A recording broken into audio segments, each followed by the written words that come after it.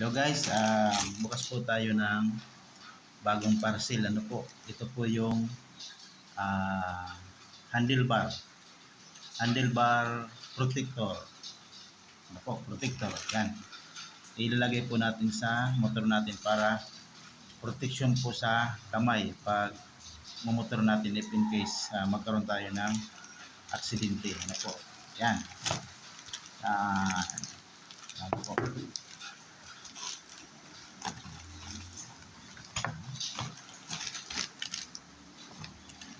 Buksan po natin.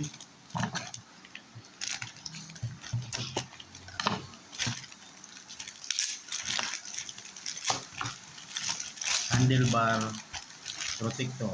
Yan. MTO3.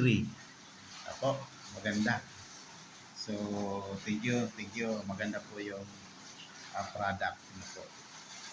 So, ganyan po siya.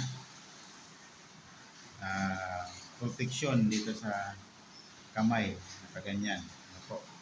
So, meron mang magdampi sa kamay natin habang nakahawak sa handle.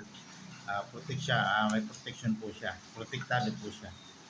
So pagkabit po natin nito, bibidyoan po natin para makita natin yung resulta kung magbabagay po ba sa MTO3 natin. Nako.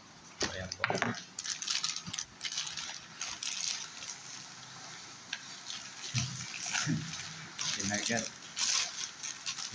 Tinagat.